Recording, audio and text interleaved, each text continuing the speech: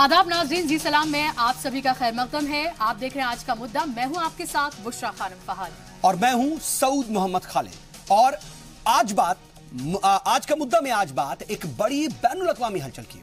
दरअसल साल 2015 में अमेरिका के साबिक सदर बराक ओबामा के दौरे इक़्तिदार में ईरान के साथ तय पाए गए तारीखी जौहरी मुआहदे से अपनी 3 इंतहाई करीबी इत्तेहादियों बरतानिया, फ्रांस और जर्मनी की इल्तिजा के बावजूद उसको नजरअंदाज करते हुए मौजूदा सदर डोनाल्ड ट्रंप ने दस्तबरदार होने का ऐलान कर दिया।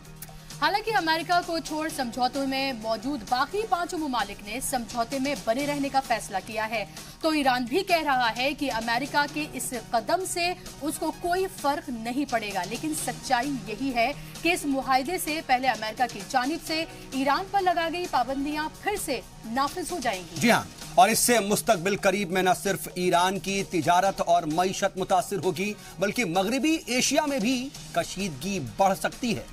तो वहीं हिंदुस्तान के अगर नुक्ताई नजर से देखा जाए तो हिंदुस्तान को अपनी डिप्लोमेटिक हिकमत अमली में तब्दीली करनी पड़ेगी। हालांकि अगर हम देखें तो हमारे दोनों ही ममालिक से बहुत अहम रिश्ते हैं। ईरान से जहां हमें तेल चाहिए तो अमेरिका से भी रिश्ते बनाए रखना होगा। ऐसे में हिंदुस्तान पर इसका क्या असर पड़ेगा, ये भी देखना बेहद अहम है। तो करेंगे इन तमाम पहलुओं पर तफसील से बातचीत, और हमारे साथ बातचीत के लिए मौजूद हैं इस वक्त स्टूडियो में खास मेहमान। इनका तारुफ मैं आपसे कराना चाहूंगी। हमारे साथ मौजूद हैं डॉक्टर सौरभ अग्रवाल, जो कि मशहूर इकोनॉमिस्ट हैं। उसके साथ ही रविंद्र सचदेव हमारे साथ मौजूद हैं, फॉरेन एक्सपर्ट। इसके अलावा 2 और खास मेहमान हमारे साथ मौजूद हैं। इखलाक उस्मानी साहब, जो कि मिडिल ईस्ट के एक्सपर्ट हैं, और हमारे साथ फॉर्मर एम्बेसडर मौजूद हैं जेके त्रिपाठी साहब। उनसे भी हम बातचीत करेंगे और तमाम पैनल्स के साथ हम तमाम पहलुओं पर तफसील से बातचीत को आगे बढ़ाएंगे। बिल्कुल, इस पर चर्चा करेंगे, लेकिन बातचीत को हम आगे बढ़ाएं और तमाम पहलुओं से आपको रूबरू कराएं, उससे पहले देखिए ये खास रिपोर्ट।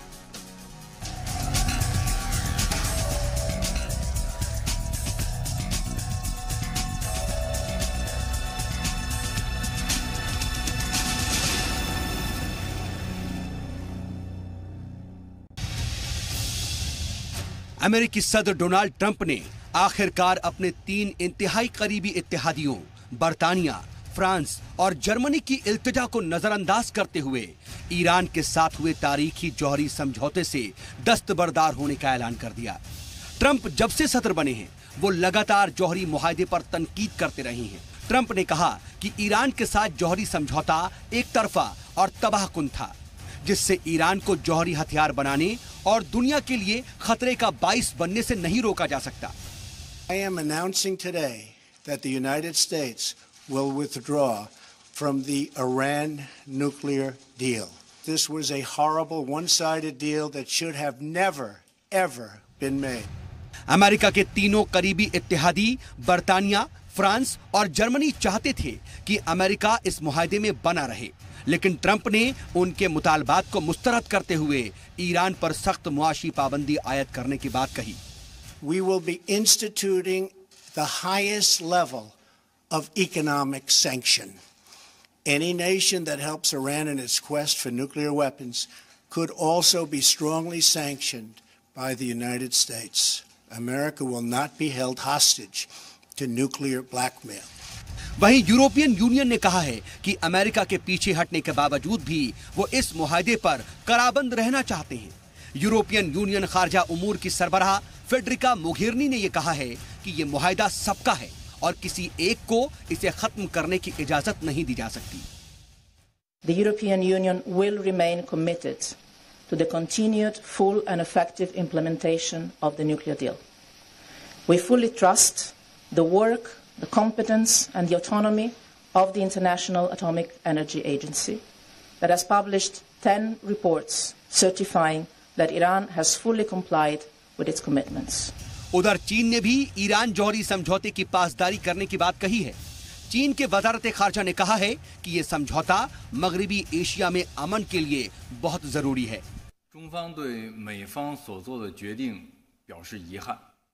अमेरिकी फैसले पर चीन को बहुत अफसोस है। ईरान के साथ जो जौहरी समझौता हुआ था वो 6 ममालिक के दरमियान अक़वाम मुत्तहिदा की निगरानी में हुआ था। ये सलामती कौंसिल के रिजोल्यूशन 2231 के मुताबिक पास किया गया था। तमाम फरीकों को इस समझौते की पासदारी करनी चाहिए। इधर ट्रंप के इस ऐलान के बाद ब्रिटेन, फ्रांस, जर्मनी और कनाडा समेत उसके कई इत्तेहादी ममालिक ने अफसोस का इजहार किया है। फ्रांस के सदर इमैनुअल मैक्रोन ने ट्विटर पर ट्रंप के इस फैसले पर दुख जाहिर करते हुए कहा कि इस समझौते के बिना दुनिया में खतरा बढ़ जाएगा। इन सब के बीच ईरान के सदर हसन रूहानी ने ट्रंप इंतजामिया को सख्त जवाब देते हुए कहा है कि अमेरिका के बिना भी तेहरान दीगर आलमी ताकतों के साथ जौहरी मुआहदे में बना रहेगा। من به وزارت خارجه دستور دادم که अमेरिका की दस्तबरदारी के बावजूद हम इस समझौते में बने रहना चाहते हैं। हमने वजारत खारजा से कहा है कि वो यूरोपियन और 2 दीगर ममालिक रूस और चीन से बातचीत करें। अगर ये बातचीत मुस्बत साबित होती है तो हम अमेरिका के बगैर 5 ममालिक के साथ मुआहदे में बने रहेंगे। हम मगरबी एशिया और दुनिया में अमन और सलामती के लिए काम करते रहेंगे।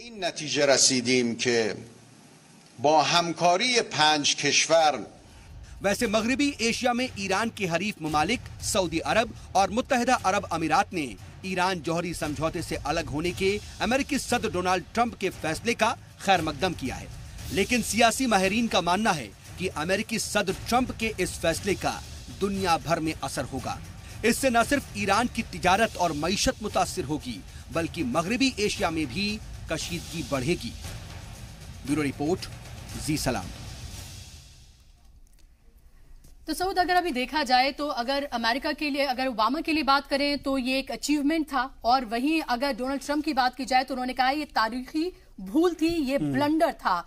तो देखा जा सकता है कि दोनों किस तरह से कॉन्ट्रास्ट जो है वो बात कर रहे हैं। लेकिन ये भी देखना काफी अहम होगा अगर खासतौर पर बात की जाए हिंदुस्तान के तनाजुल में कि कितना असर पड़ने वाला है हिंदुस्तान के लिए, खासतौर पर जिस तरह से डिप्लोमेटिक रिश्ते हैं हिंदुस्तान के तमाम ममालिक से, चाहे ईरान की बात की जाए या फिर अमेरिका की बात की जाए या और तमाम जितने भी ममालिक हैं जो इस मुआहदे में मौजूद थे।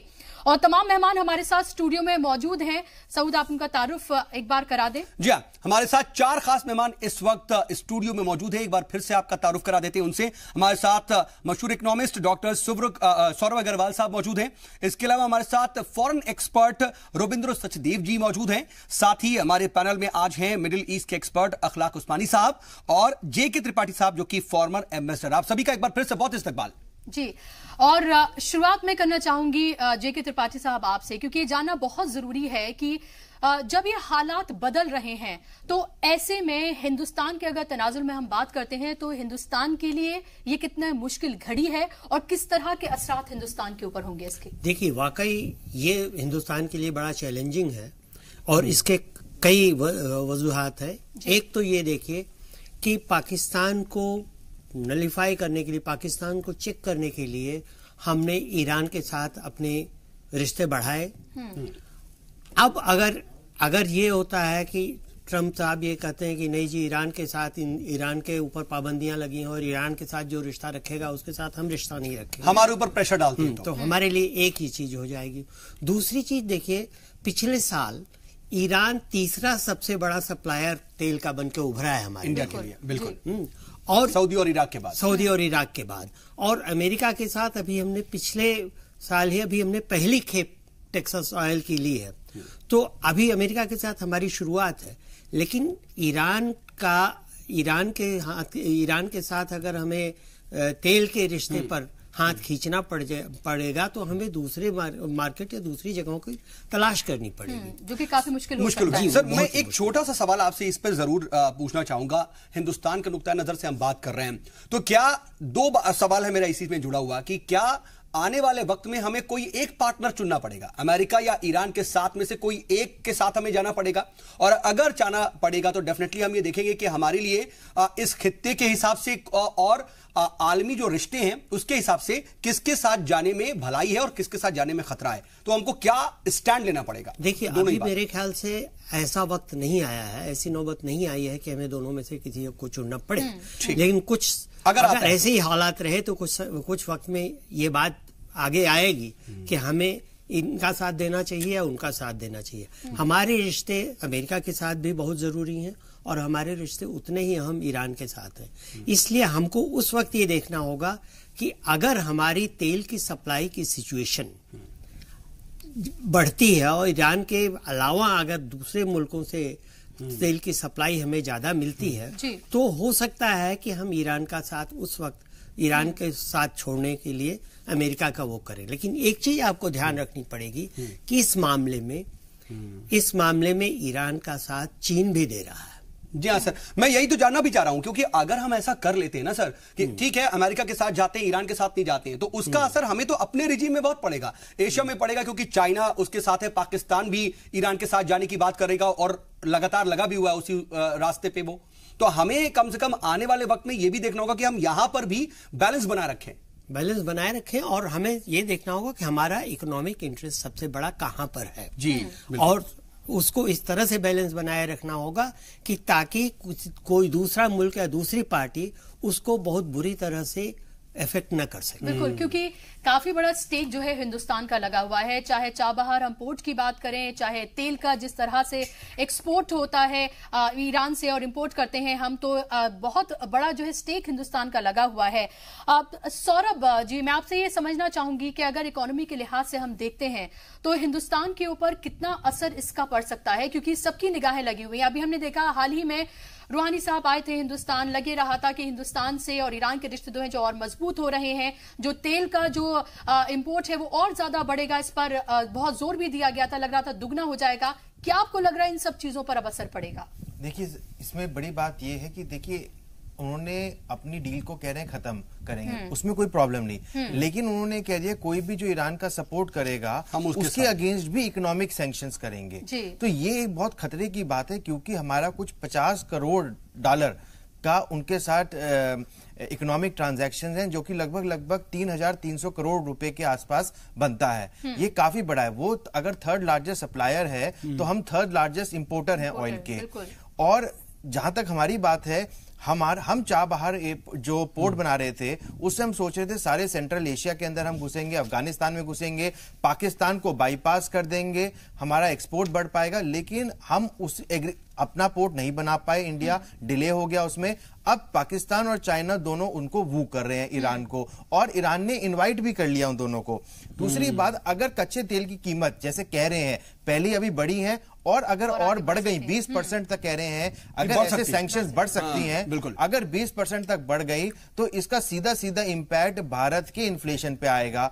अगर इन्फ्लेशन जो अभी 4.5-5% पर है वो बढ़ गया तो उसका सीधा इंपैक्ट जीडीपी आएगा, जो कि कम हो जाएगी। पहले ही अनएम्प्लॉयमेंट से हम जूझ रहे हैं, और अगर ग्रोथ भी कम हो गई तो ये दोहरी मार हो जाएगी, ये सीधे ही मोदी गवर्नमेंट की पुअर परफॉर्मेंस पे आ जाएगी। जबकि उनका कोई रोल नहीं है। मौजूदा गवर्नमेंट की बात जरूर करना चाहूंगा, क्योंकि 2019 में हमारे वहां जनरल इंतखाबात होंगे, और अगर ये 2-4-5 महीने में इसके असर दिखने लगेंगे तो डेफिनेटली 2019 पर इसका असर पड़ जाएगा।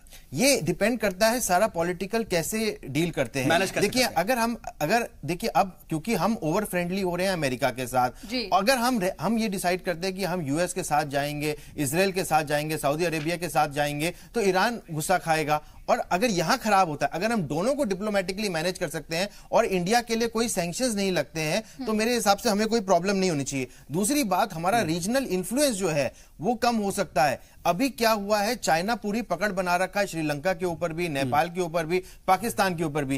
अब हमारा ईरान ही एक सहारा था, लेकिन इस सैंक्शन के बाद अगर हम सोचते हैं कि यूएस के साइड हिंदुस्तान के लिए क्या सही है, किससे रिश्ते बनाकर रखना दोनों ही इम्पोर्टेंट है। बिल्कुल, रविंद्र जी भी मौजूद हैं, फॉरेन एक्सपर्ट हैं, और उनसे जानना बेहद जरूरी है ये। रविंद्र जी, अगर हम डिप्लोमेटिक रिश्ते देखते हैं हिंदुस्तान के, तो तमाम ममालिक से अच्छे हैं उसके। खासतौर पर अमेरिका की बात करें तो ट्रंप और नरेंद्र मोदी के रिश्ते किस तरह से हैं वो सब जग जाहिर है। ईरान से बात करें तो वो भी रिश्ते बेहतर हुए हैं, और ऐसे ये तमाम जो ममालिक हैं जो इस मुआहदे में मौजूद थे, जो एग्रीमेंट में मौजूद थे, उनसे भी रिश्ते काफी अच्छे हैं हिंदुस्तान के। और इजराइल के साथ हम देख लें, जिससे दरअसल ये पूरा दबाव बनाया, एक पावर प्रेजेंटेशन जो है वो पेश की, जिसके बाद अमेरिका ने उसकी तारीफ की और उसके बाद ये डिसीजन उसने लिया।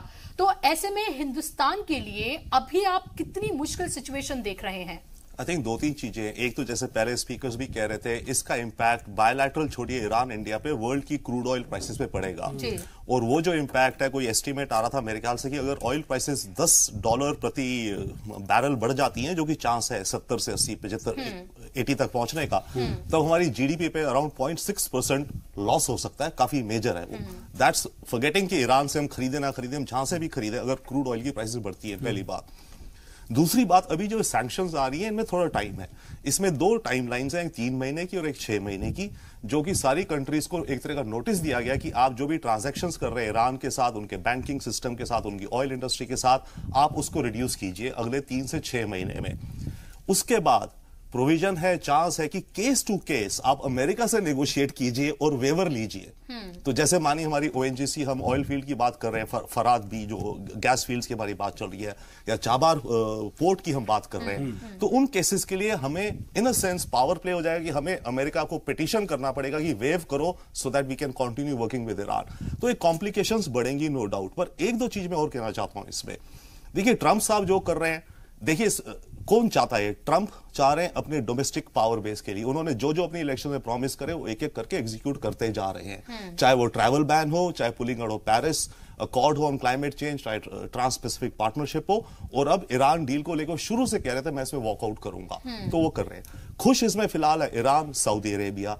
तो बैक एंड में कोई डील्स हैं डेफिनेटली। लेकिन रॉबिन जी, इससे जुड़ा हुआ मेरा सवाल ये है कि अगर हम देखें और तमाम जो दूसरे कंट्रीज हैं जो इस मुआहदे में शामिल थे, उन्होंने इसको दरअसल अफसोसनाक बताया है।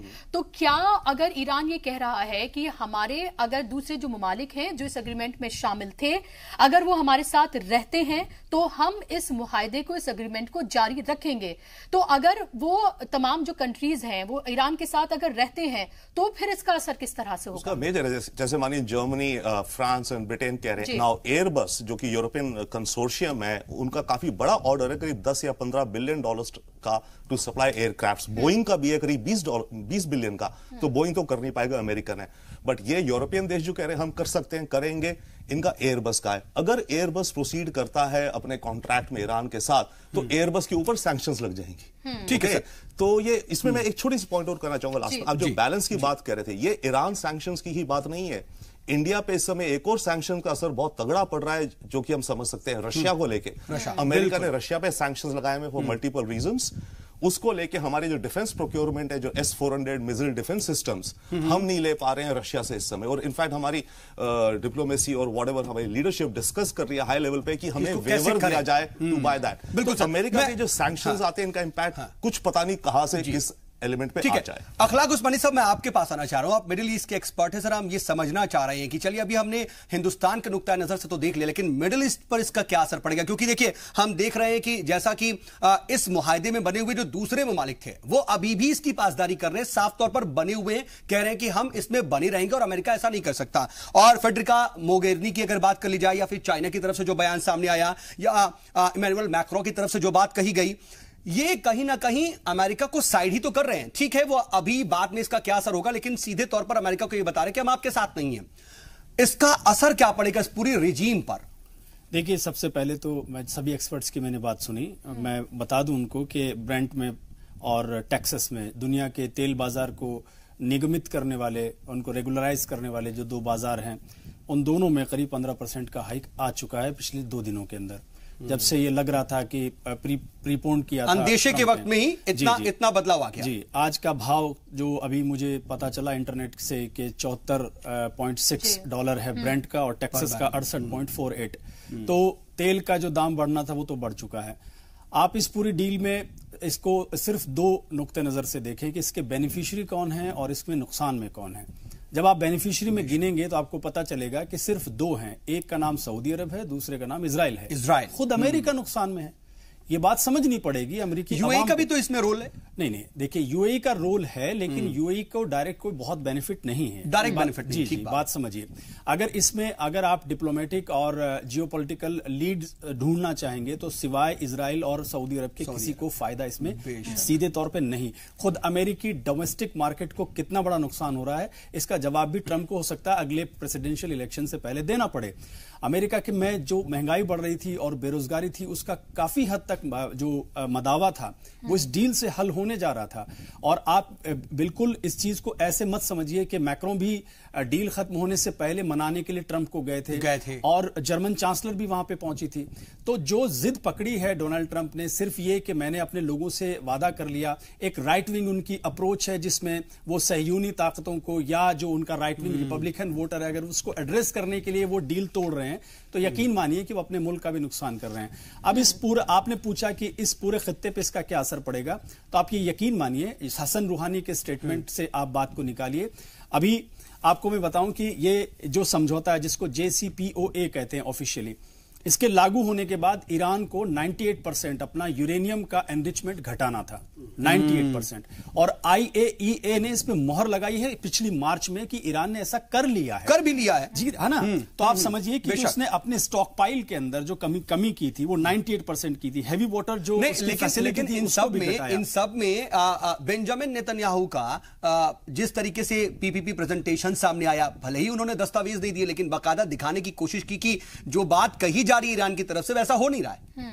एक तरह से सबूत के तौर पर दिखाने देखिए, बेंजामिन नेतन्याहू ने जिस चीज का जिक्र किया था, उन्होंने ये कहा था कि ईरान का एक प्रोग्राम है कोवर्ट न्यूक्लियर वेपन्स प्रोग्राम। तो इल्जाम यह है इजराइल का कि उसने उसको डिस्क्लोज नहीं किया और एक PPT उन्होंने पेश किया। इसी तरह का झूठ वो पहले भी बोल चुके हैं यूनाइटेड नेशंस की उस पूरी प्रेजेंटेशन में, जिसमें उन्होंने ईरान के ऊपर बड़े संगीन इल्जाम लगाए जिसकी कोई निशानदेही, कोई उसको साबित नहीं कर पाया। यहाँ ये समझना जरूरी है कि इजराइल के लिए बहुत जरूरी है कि ईरान किसी भी हाल में कमजोर रहे, क्योंकि इस पूरे खित्ते में वो अकेली ऐसी ताकत है जो सैनिक तौर पर इतनी मजबूत है कि वो ईरान का किसी भी मामले में जवाब दे सकती है। 1 2 इजराइल और वहाबी फोर्सेस का अलायंस है, ये सब जानते हैं। सऊदी अरब का जो प्रिंस है, जो अपने आप जो तानाशाह है, मोहम्मद बिन सलमान, वो सब तरफ जो इजरायली ताकतों के साथ मिल रहा है और ईरान के अगेंस्ट एक अलायंस बनाया। तो जाहिर है कि जवाब में ईरान ने भी एक अलायंस बनाया है। ईरान है, उसमें चाइना है, रशिया है, सीरिया है, लेबनान है, बहरीन की नाराज जनता है, यमन की नाराज जनता है, कतर की नाराज जनता है और सऊदी अरब की वो नाराज शिया जनता है जिसका बॉर्डर फारस की खाड़ी से लगता है। लग रहा है कि अगर हम इस पूरी चीज को देखते हैं, जिस तरह से आपने बताया कि किस तरह से अगर पूरे हम इंटरनेशनल अगर सिनेरियो में इसको देख रहे हैं तो दो दरअसल हिस्सों में बटा हुआ ही नजर आ रहा है। एक तरफ आप कह रहे हैं ये तमाम ममालिक हैं, दूसरी तरफ आपने बताया कि जिस तरह से जर्मनी है, फ्रांस है, ब्रिटेन है, अमेरिका है, इजराइल है, सऊदी अरब है। तो क्या आपको लग रहा है कि ये मुआहिदा तोड़ने के बाद जो पूरी दुनिया है वो और ज्यादा दो हिस्सों में एक तरह से बिल्कुल बटी हुई नजर आएगी? देखिए, अगर लोग जो अमेरिकी दादागिरी से परेशान हैं, अगर वो इसमें ढूंढेंगे तो भी उन्हें एक पॉजिटिव बात मिल जाएगी। पॉजिटिव बात यह है कि सीरिया पर बेवजह जब अमेरिका, ब्रिटेन और फ्रांस ने मिलकर हवाई हमला दमिश्क पे किया था, करीब 100-150 जो मिसाइलें दागी थी, तो वो यूरोप इसलिए साथ आया था कि शायद उन्हें यकीन था कि शायद ट्रंप का साथ देने पर वो इस डील में बने रह सकते हैं। लेकिन अब ईरान के साथ ये समझौता खत्म करके उन्होंने यूरोप के व्यापारिक हितों को नुकसान पहुंचाया है। ठीक है, और इसका खमियाजा, या हम कह सकते हैं कि यूरोप की नाराजगी ट्रंप को देखनी पड़ेगी। चलिए, वाकई, लेकिन कम से कम इस वक्त इतना तो है कि जो फौरी तौर पर जो असर पड़ना है वो अभी 1-2 दिन के अंदर इसका असर दिखने लगेगा। लेकिन आने वाले वक्त में सभी ममालिक के क्या क्या स्टैंड होते हैं और किस किस तरीके से वो आगे बढ़ते हैं, मुस्तकबिल करीब में, फ्यूचर में, वो एक शक्ल बनेगी। बिल्कुल, और ये भी देखना होगा कि किस तरीके से ये चीजें होती हैं और पूरा जो है मामला जो है ये किस तरह से शक्ल अख्तियार करता है। लेकिन चलिए, वक्त एक छोटे से ब्रेक का चला है, हम ब्रेक से लौटेंगे और जरा ये भी समझने की कोशिश करेंगे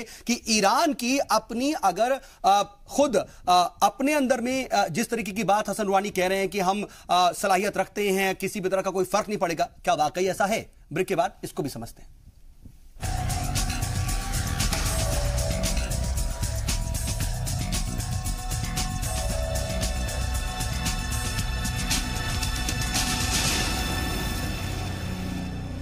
ब्रेक के बाद एक बार फिर से आप सभी का इस्तकबाल है। आप देख रहे हैं आज का मुद्दा, और आज हम बात कर रहे हैं जिस तरह से अमेरिका ने ईरान के साथ जो मुआहिदा तोड़ा है उसका किस तरह से हिंदुस्तान के ऊपर असर पड़ेगा, उसके डिप्लोमेटिक रिश्ते जो हैं दूसरे ममालिक से उस पर क्या असर पड़ेगा, उसकी इकोनॉमी पे क्या असर पड़ेगा, इन तमाम पहलुओं पर हम बात कर रहे हैं। और जेके त्रिपाठी जी, मैं आपसे सवाल ये पूछना चाहती हूं दरअसल कि अगर हम देखते हैं लगातार जिस तरह से अमेरिका ने जब से मुआहिदा तोड़ा है उसके साथ जो ममालिक मौजूद थे उन्होंने ईरान का सपोर्ट करने की बात कही और उसे अफसोसनाक बताया है। क्या आपको ये लग रहा है कि अगर इसी तरह से जो सपोर्ट है वो अगर ईरान के साथ बनी रहती है तो क्या अमेरिका अलग थलग हो जाएगा, और क्या अमेरिका वाकई में ये रिस्क ले सकता है कि इतने जो ममालिक हैं जो उसके साथ, खासतौर पर यूरोपियन ममालिक जो उसके साथ हैं, जिस पर नजर दरअसल रशिया की भी है, क्या वो उनसे अपने ताल्लुकात इसी तरह से खराब कर सकता है और अमेरिका को इसका नुकसान नहीं उठाना पड़ेगा क्या? जी देखिए, अमेरिका बिल्कुल अलग थलग हो जाएगा, क्योंकि ये जो 4 ममालिक हैं, फ्रांस, यूके, जर्मनी और रशिया और चाइना भी खिलाफ में, इन 5 ममालिक से जितनी बड़ी तिजारत होती है यूएसए की, क्या अमेरिका उसको अफोर्ड कर पाएगा उनको नाराज करके उनसे सारा ट्रेड खत्म करने की? और इनकी वजह से सिर्फ यही नहीं, और भी कुछ ममालिक से उसके ट्रेड पे नुकसान होगा, गलत इफेक्ट पड़ेगा। तो ये एक तो ये चीज है। दूसरी चीज ये आपने जो पूछा कि क्या अमेरिका को आगे चल के नुकसान होगा, अमेरिका को आगे चल के बिल्कुल नुकसान होगा। ये शायद अमेरिकी राष्ट्रपति भी समझ नहीं रहे हैं, वो इस जोम में है कि हाँ हमने वादा किया। सिर्फ ये इजराइल और सऊदी अरब का एक तरह से प्रेशर है जिस पर दरअसल डोनाल्ड ट्रंप जो हैं वो काम कर रहे हैं, और नुकसान वो अपना कर रहे हैं, अपनी आवाम का कर रहे हैं, अपने मुल्क का कर रहे हैं। बिल्कुल, देखिए मेरी जहां तक जानकारी है कि यूएस के इंटेलिजेंस चीफ्स ने भी इनको बताया था ट्रंप साहब को कि देखिए ऐसी कोई बात नहीं है कि ईरान इतना खतरनाक अभी हो चुका है, ऐसा नहीं है। लेकिन उसको दरकिनार करते हुए ट्रंप साहब ने नेतन्याहू की बात को माना, और चूंकि उनके सऊदी अरेबिया के साथ भी रिश्ते अच्छे हैं तो इसलिए इन दोनों के प्रेशर में वो आ गए हैं, और इस दबाव के वजह से वो जो कर रहे हैं वो आगे आने वाले वक्त में अमेरिका के लिए नुकसानदेह। ठीक है सर। रविंद्र सर, आप देखिए बार बार जो है ना रिलेशनशिप्स की बात हो रही है, और आप फॉरेन एक्सपर्ट हैं और रिलेशनशिप्स को बेहतर समझते हैं कि आखिर कोई मुल्क किसने अपने रिलेशनशिप को कितनी तरीके से और किस डिप्लोमेटिक एस्पेक्ट के साथ किसके साथ बरकरार रखेगा। हम इंडिया की अगर बात करें तो उसको पूरे एशिया को देखना है और अपने रिजीम को देखना है कि वो किस तरीके से यहां पर बनाए रखेगा। चाबहार की हम बात कर रहे हैं, वहां पर लगातार हम कोशिश कर रहे थे, लेकिन अगर यहां पर चाइना भी आगे आ रहा है, पाकिस्तान भी आ रहा है, तो डेफिनेटली यहां पर इंडिया कमजोर पड़ेगा। और अगर अमेरिका नहीं चाहता है कि हम ईरान के साथ इस मामले में या फिर आगे रिश्ते बेहतर रखें, तो इस रिजीम में इंडिया कमजोर पड़ेगा, और कतई इंडिया ये चाहेगा नहीं। इसके लिए क्या कर सकता है, किस तरीके से आगे स्टेप्स उठाने पड़ेंगे और कैसे घेराबंदी करनी होगी? डेफिनेटली इंडिया की जियोपॉलिटिकल सिचुएशन को तो इससे नुकसान हो रहा है, क्योंकि चाबार पोर्ट में जैसे बात अभी होती, चाइना को ऑलरेडी ईरान ने इनवाइट कर लिया था पिछले हफ्ते ही, और पाकिस्तान को भी और अब तो और ज्यादा चाइना में मूव अहेड। तो जियोपॉलिटिकल में हमें इसमें बेसिकली ये रहेगा, डिस्कशंस रहेंगी, नेगोशिएशंस रहेंगी, हम वेवर मांगेंगे 3 महीने 6 महीने, हम बोलेंगे, हम कन्विंस करने के प्रयास करेंगे अमेरिका को, अमेरिकन गवर्नमेंट को कि हमारा जैसे मानो चाबार में इन्वेस्टमेंट है, इसको वेव कर दिया जाए, इसको एग्जेम्पशन कर दिया जाए फ्रॉम सैंक्शंस। तो इस तरह की चीजें चलेंगी अगले 3-6 महीने, 9 महीने, साल भर, वी कैन नॉट से। But I will say one more thing, ये जो ट्रंप ने वॉकआउट किया है, इन्होंने इस न्यूक्लियर डील पे वॉकआउट नहीं करा है, मतलब डील से तो वॉकआउट किया है, इस जॉइंट प्लान से। न्यूक्लियर रिजीम को लेकर के ईरान पूरी कंप्लायंस में चल रहा है, as far as everybody knows, IAEA ने भी कहा है। बेशक ट्रंप और अमेरिकन गवर्नमेंट ये कह रही कि ईरान के जो बैलिस्टिक मिसाइल्स प्रोग्राम है और ईरान का जो पार्टिसिपेशन है अदर मिडिल ईस्ट के एरियाज में, वो कंट्रोल नहीं हो रहा। तो वो कह रहे हैं कि Iran is a trouble maker. तो ट्रंप ये कह रहे हैं कि ईरान ट्रबल मेकर है, हमने जो डील बनाई हमने ठीक डील नहीं बनाई, हमें इनको न्यूक्लियर एनर्जी को यूज करने के लिए। सर बस यही तो बात है ना कि अगर डील सही नहीं बनी थी तो उसमें तरमीम की भी बात की जा सकती थी, लेकिन ट्रंप ने कभी भी उसमें अमेंडमेंट की बात की ही नहीं, ये भी नहीं कहा कि इसमें सुधार होना चाहिए। वो सीधे कह रहे थे कि ये ठीक नहीं है, तबाहकुन है, मैं नहीं रहूंगा इसमें। नो डेफिनेटली, वो तो नेगोशिएशन स्टाइल है। देखिए ट्रंप साहब New York style real estate agent, deal maker, negotiating style लेकर के चलते हैं, and it's coming out also. अब नॉर्थ कोरिया में देखिए, fire and fury, rocket man, ये वो कह कर आकर के नाउ हो सकता है परसों जब भी सिंगापुर में जावे मिले किम से माय बेस्ट फ्रेंड कह दे। तो words and diplomacy Trump administration में बड़ी अजीब हो गई है, you can not predict it. बिल्कुल, और वो कभी भी कुछ भी कर सकते हैं जो आप एक्सपेक्ट नहीं करते हैं, दरअसल ट्रंप वही करते हैं। अखलाक साहब, अगर हम चाबहार की बात करते हैं, खासतौर पर देखा जाए अगर तो चाबहार हिंदुस्तान के लिए बेहद अहम था, क्योंकि खासतौर पर बलूचिस्तान, अफगानिस्तान में अगर उसकी एंट्री होनी थी पाकिस्तान को दरकिनार करते हुए, तो वो चाबहार से होनी थी। $85 मिलियन जो है वो हिंदुस्तान इसमें इन्वेस्ट कर चुका है। आगे आने वाले वक्त में $500 मिलियन इन्वेस्ट करने का उसका इरादा था।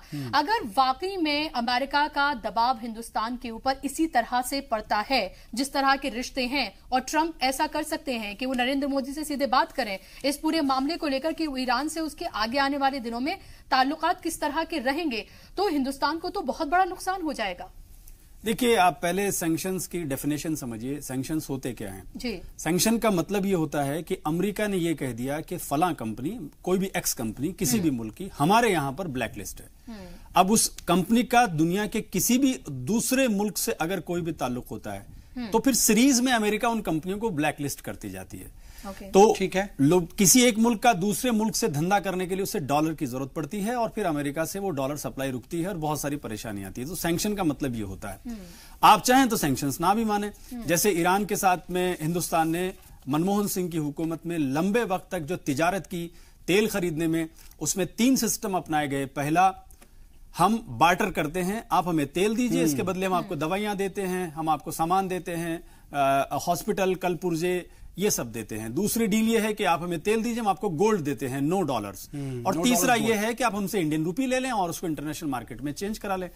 तो ये थोड़ा आसान जबान में मैंने बताया कि कैसे आप इनसे डील करते हैं। अब चूंकि भारत की नंबर 1 जो ब्लू चिप कंपनियां मान लें, या भारत की जो नौरत्न कंपनियां हैं, वो चाबहार के अंदर इन्वॉल्व हैं, तो उनको हम ऐसे नहीं छोड़ सकते अमेरिकन सैंक्शंस के बहाने।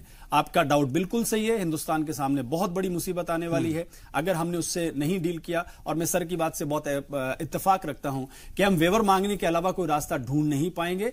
और ऐसी कंडीशन में अगर अमेरिका के सैंक्शंस लागू हो गए हैं, ऐसी कंडीशन में हम चाइना और पाकिस्तान को ईरान में मजबूत होता हुआ देखेंगे। लेकिन सर, मैं आ रहा हूं आपके पास। सौरभ अग्रवाल जी, हम इकोनॉमिकल फ्रंट में देखें तो ये जो मुआहदा तोड़ा गया या फिर इससे दस्तबरदार हुआ अमेरिका, ये वाकई बहुत अहम तरीन साबित होगा हिंदुस्तान के लिए भी, क्योंकि अभी हिंदुस्तान, अगर हम देखा जाए कि तेल की खपत में वर्ल्ड का तीसरे नंबर पर आता है तेल की खपत के मामले में।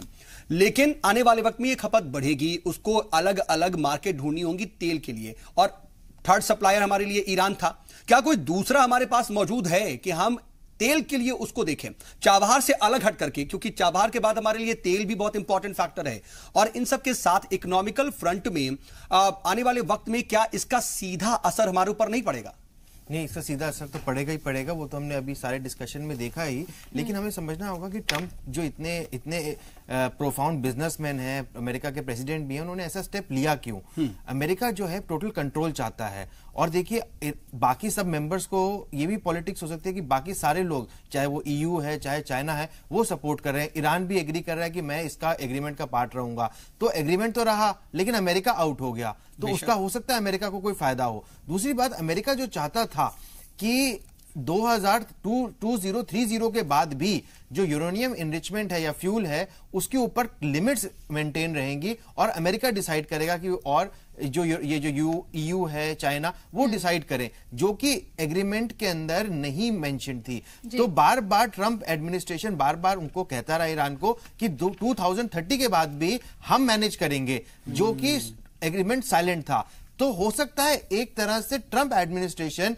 ईरान पे, देखिए अमेरिका की इकोनॉमी बहुत बड़ी है, वो एक सुपर बुल है, वो तो लोन लिए जा रहा है, उन्होंने 100 सालों के लिए लोन ले लिया, उनको कोई फर्क नहीं पड़ता, चाइना से भी ले रहा है, सबसे ले रहा है। अमेरिकन इकोनॉमी इतनी बड़ी है, इतनी बुलिश है कि उसको एक ईरान जैसे देश के साथ सैंक्शन लगाने पे मुझे नहीं लगता बहुत ज्यादा फर्क पड़ने वाला है। लेकिन वर्ल्ड इकोनॉमी, दूसरी बात जो ये वर्ल्ड बढ़ता जा रहा है, हमारे चाइना के साथ भी देखिए एक शांघाई कोऑपरेटिव ऑर्गेनाइजेशन है, उसके अंदर इस समय चाइना है, इंडिया है, पाकिस्तान है।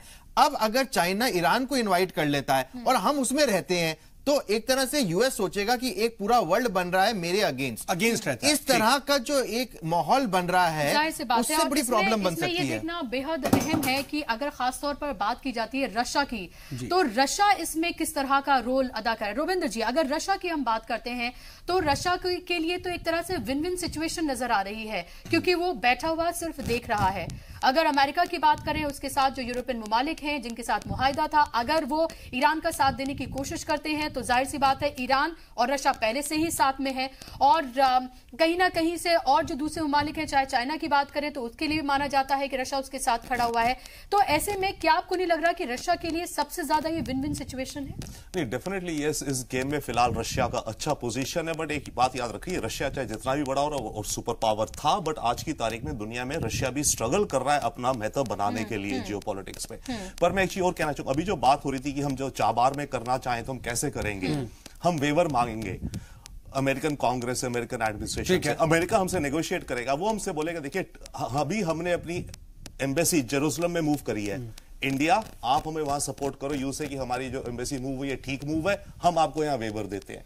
तो ट्रेड ऑफ्स होंगे हमारे लिए, भारत के लिए वेवर्स मिलेंगे, बट ये कॉम्प्लिकेटेड रहेगा और इसके चलते हर्डल्स रहेंगे, हिकअप्स रहेंगी। जिस स्पीड से हम बढ़ना चाह रहे थे यहाँ जियोपॉलिटिकल एंगल से, क्रूड ऑयल के एंगल से छोड़िए, जियोपॉलिटिकल एंगल से, उसमें हमें हर्डल्स होगी। Now coming to Russia, Russia एक डेफिनेटली बड़ा पावर गेम खेल रहा है इस समय, and in fact virtually cold war से भी ज्यादा कोल्ड सिचुएशन होगी between Russia and America.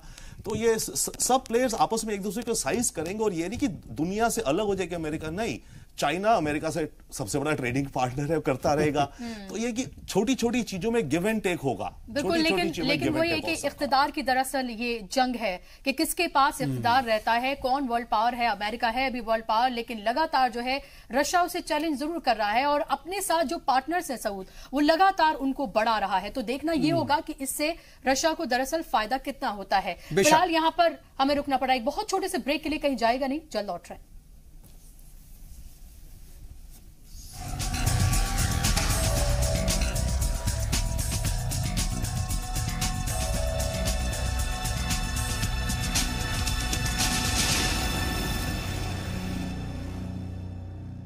Break के बाद एक बार फिर से आपका इस्तकबाल है। आज का मुद्दा में आज हम बात कर रहे हैं कि आखिर जिस तरीके से अमेरिका और ईरान ने अमेरिका ने दरअसल अपने आप को ईरान के जौहरी समझौते से दस्तबरदार कर दिया है, उसका क्या कुछ असर पड़ेगा, और साथ ही यह भी कि हिंदुस्तान के लिए आगे की हिकमत अमली क्या अपनानी पड़ेगी, क्योंकि यह बहुत इंपॉर्टेंट फैक्टर क्रिएट करेगा इंडिया के भी पॉइंट ऑफ व्यू से। इस पर हम बातचीत करो, हमारे साथ बातचीत के लिए खास पैनल मौजूद है। लेकिन बुशरा, देखिए ये जो एक रिजीम है, हमको यह जरूर देखना होगा कि इंडिया जो है एशिया में अपनी जो एक तरीके से बालादरतरी बढ़ा रहा था, उसके लिहाज से भी उसका असर सीधे तौर पर हमारे ऊपर पड़ेगा, और हमको अगला स्टेप भी लेना बहुत मुश्किल होगा कि कैसे बढ़े। और क्या, और इसके अलावा अगर हम देखें तो अभी जनरल इलेक्शन भी है सऊद, और ऐसे में क्या वाकई में हिंदुस्तान इतना बड़ा रिस्क ले सकता है? क्योंकि अगर ईरान से उसके ताल्लुकात अमेरिका के कहने पर खराब होते हैं तो सीधे तौर पर इसका असर जो है वो हिंदुस्तान की इकोनॉमी पर पड़ना ही है। अखलाक साहब, अगर हम देखें, अगर फिलहाल तो 2019 में आम लोकसभा इलेक्शंस हैं, और अभी असेंबली इलेक्शंस है कई स्टेट्स में, अभी कर्नाटक में हाल ही में है, और ये कहा जा रहा है कि अभी तेल के भाव दरअसल इसलिए नहीं बढ़ाए गए हैं क्योंकि कर्नाटक में इलेक्शंस है, और जैसे इलेक्शन खत्म होंगे फौरन ही यहां पर पेट्रोल और डीजल के दाम जो हैं वो बढ़ेंगे। ऐसे मुश्किल दौर में क्या आपको लग रहा है कि नरेंद्र मोदी हुकूमत जो है वाकई में ईरान से अमेरिका के कहने पर, इजराइल के दबाव पर, क्या अपने ताल्लुकात को उस तरह से जिस तरह से बढ़ रहे थे ईरान के साथ, उसको बीच में रोकेगा, पीछे हटेगा, बैकफुट पर आएंगे? क्या बैकफुट पर आएंगे? देखिए, मुझे ऐसा लगता है कि ये केस टू केस डिपेंड करता है। और जहां तक तेल के दाम की बात आपने कही, कर्नाटक के चुनाव के बाद में अगर बीजेपी सरकार तेल के दाम बढ़ा भी देती है, जो उसकी मजबूरी भी होगी, क्योंकि हमारे यहाँ पे बहुत तेल को साफ करने का जो धंधा है उसमें बहुत प्राइवेट प्लेयर्स इन्वॉल्व होते हैं, और उनका ख्याल रखना हर सरकार की मजबूरी होती है।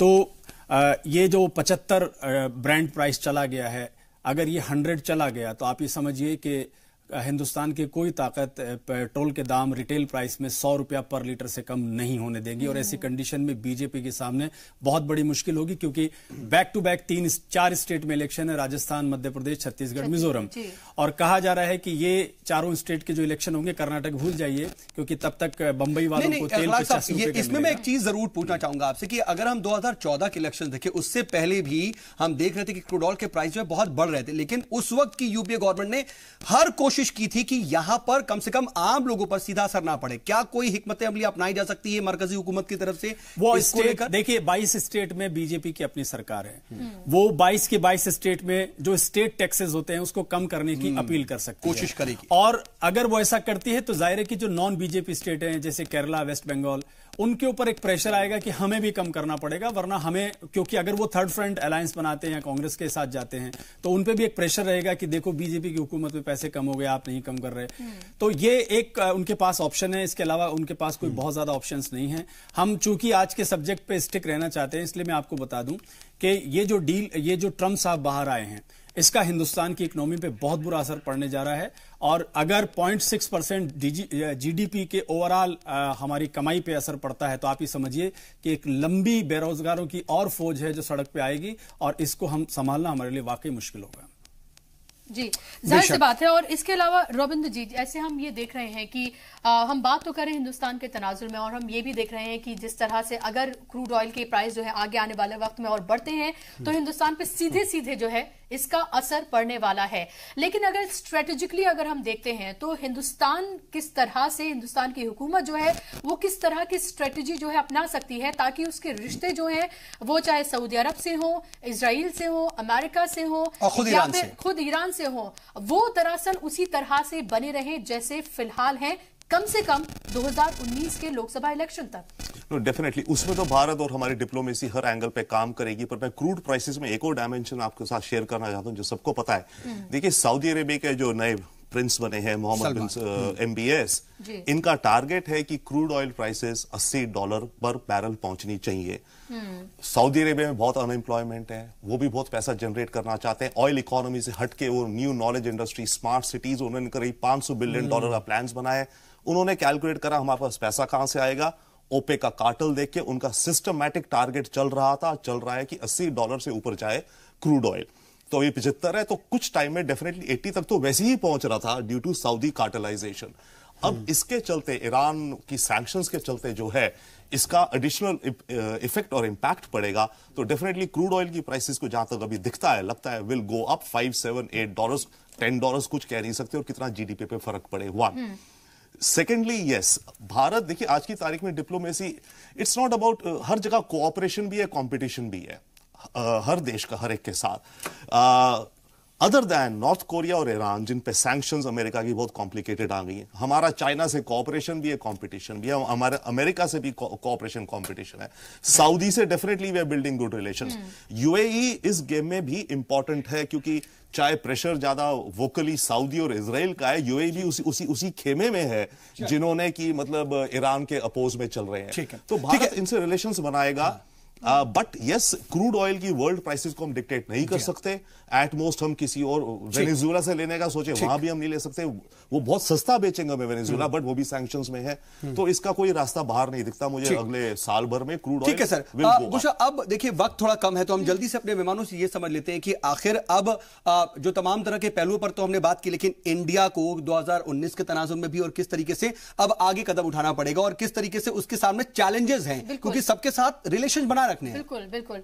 और त्रिपाठी जी, अगर खासतौर पर हम देखते हैं कि जिस तरह से लगातार नरेंद्र मोदी के लिए कहा जाता है कि वो हर कुछ दिन बाद जो है किसी मुल्क में बैठे होते हैं, एक मजाक सा भी इसको बना लिया गया है, लेकिन दरअसल इसको इस तरह से भी देखा जाता है कि इंटरनेशनली तमाम ममालिक से दरअसल हिंदुस्तान ने अपने रिश्ते बहुत मजबूत किए हैं। चाहे वो हम चाइना की बात करें, चाहे डोकलाम तनाज़ा रहने के बावजूद भी जिस तरह से रिश्ते जो है मजबूत हुए हैं उसको भी देखना है। हालांकि पाकिस्तान से हमारे रिश्ते जो है वो लगातार खराब बने हुए हैं, लेकिन उसके बावजूद भी क्या आपको लग रहा है कि कोई भी इस तरह की कोई स्ट्रेटजी बनाई जा सकती है? अभी भी कोई बीच का रास्ता, कोई मिडिल वे बनाया जा सकता है जिससे तमाम जितने ममालिक हैं उनसे रिश्ते भी कायम रहें और हिंदुस्तान की इकोनॉमी पर और डिप्लोमेटिकली उस तरह का नुकसान ना हो? देखिए, इस मामले में मेरे ख्याल से बीच का रास्ता वही होगा जैसा कि संदेवा साहब ने कहा, रॉबिन जी ने, कि हमें सैंक्शंस में कुछ उनसे छूट लेनी होगी, और वो छूट अगर मिल जाती है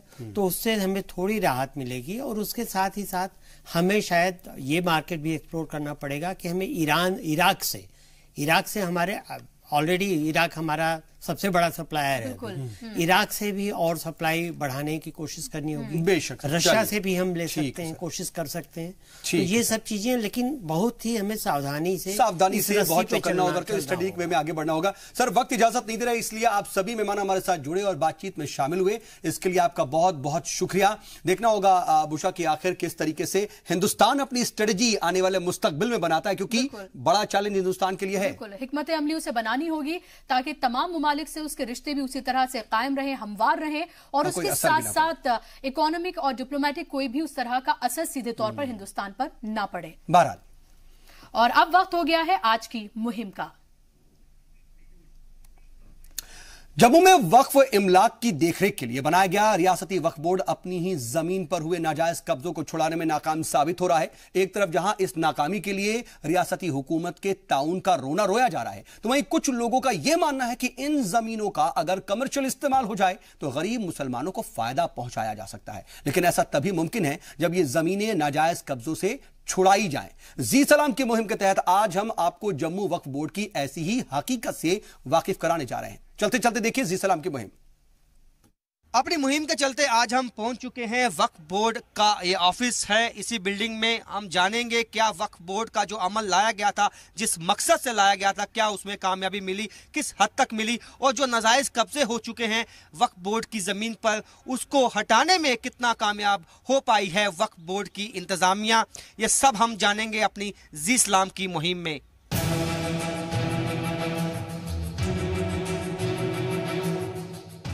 जम्मू में बने वक्फ बोर्ड से लोगों को काफी उम्मीदें थीं, लेकिन ये बोर्ड लोगों की उम्मीदों पर पूरा नहीं उतर पा रहा है। इसके साथ ही बोर्ड अपनी उन जमीनों को हासिल करने में भी नाकाम साबित हो रहा है जिन पर नाजायज कब्जे किए गए हैं। सरकारी आददोशुमार के मुताबिक जम्मू में ही तकरीबन 800 एकड़ के वक्फ बोर्ड की जमीन पर नाजायज तौर पर कब्जा किया गया है। वक्फ बोर्ड के मुताबिक वो कोशिश तो बहुत कर रहा है, लेकिन अपनी जमीन को हासिल नहीं कर पा रहा। मैं आपको जो इंक्रोचमेंट की डिटेल है वो जम्मू की बताऊं। जैसे जम्मू में हमारे यहाँ आर्मी के पास 333 कनाल ज़मीन है, उसके बाद एजुकेशन डिपार्टमेंट के पास हमारी कोई 60 कनाल के करीब ज़मीन है, पीएचई डिपार्टमेंट के पास 12 कनाल ज़मीन है, रूरल डेवलपमेंट के पास 2 कनाल ज़मीन है। तो ऐसे मिला के ये कोई जम्मू टीएसी जम्मू में 400 कनाल के करीब जो ज़मीन है वो डिफरेंट गवर्नमेंट डिपार्टमेंट्स के पास है। फिर अगर हम आरएसपुरा की बात करें, वहाँ पे 327 कनाल ज़मीन जो है वो डिफरेंट गवर्नमेंट डिपार्टमेंट के कब्जे में है। देखिए, बहुत प्रयास किए जा रहे हैं, नाकाम तो मैं नहीं कह रहा हूँ, कहूँगा कुछ ऐसी चीज़ें कि मैनेजेबल नहीं होती है।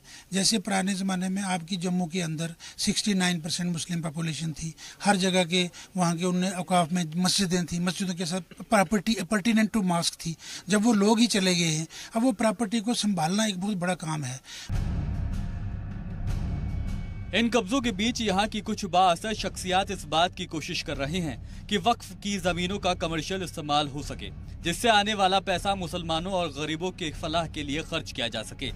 बात यह है कि अगर ये जितनी भी अमलाक हैं वक्फ के अमलाक जम्मू कश्मीर के, अगर पूरी कंट्री के अंदर आप देखें, उस तनाज़र में देखें, ये बहुत बड़ी प्रॉपर्टी है, बहुत बड़ा असासा है। और इसी प्रॉपर्टी को अगर प्रॉपर तरीके से यूटिलाइज़ किया जाए, चाहे वो कमर्शियल एसेट्स बनाकर किया जाए, चाहे एजुकेशन को लिंक करके किया जाए, तो मेरे ख्याल में बहुत बड़ी खिदमत जो है मुस्लिम कम्युनिटी की, इस माइनॉरिटी कम्युनिटी की, इस पूरे कंट्री में हो सकती है। मुस्लिम लोगों का कहना है कि वक्फ बोर्ड मुसलमानों के फलाह के लिए काम करने में नाकाम साबित हो रहा है। साथ ही मौजूदा हुकूमत भी इस मामले में बोर्ड का साथ नहीं दे रही है, जिसकी वजह से बोर्ड अपनी जमीनों को वापस नहीं ले पा रहा है।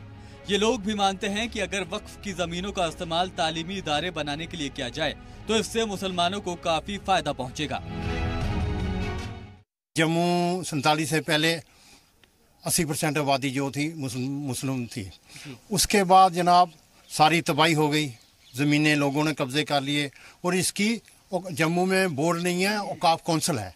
और इस औकाफ कौंसिल के जो भी मंत्री आज तक आए, इन्होंने सारी तबाही की। इन्होंने रिश्वत खा कर जम्मू के कब्रिस्तानों में बहुत बड़ी तबाही की। कब्रिस्तानें आज रही नहीं है। हर रियासत में वक्फ बोर्ड की तामीर इसलिए की जाती है कि वो वक्फ की गई जमीनों की देखभाल कर सके और उनका इस्तेमाल इस तरह से करे कि उससे मुसलमानों का फायदा हो। लेकिन जिस तरह से इन जमीनों पर नाजायज कब्जा हो रहा है, उससे तो यही लगता है कि वक्फ की जमीनों का फायदा मुसलमानों से ज्यादा कब्जा करने वालों को हो रहा है और बोर्ड हाथ पर हाथ धरे बैठा है। अपनी मुहिम के चलते हमने वक्फ बोर्ड और मुस्लिम समाज के कई लोगों से बातचीत की, लेकिन कहीं ना कहीं यही पाया है कि वक्फ बोर्ड का जो अमल जिस मकसद से लाया गया था वो उस पे खरा नहीं उतर सकी है। अभी भी एक बड़ी संख्या में जो ज़मीन है वो नाजायज़ कब्जे में है, जिसको छुड़वाने में भी वक्फ बोर्ड कामयाब नहीं हो सका है। कैमरामैन आशु के साथ राजन वैद, जी मीडिया, जम्मू।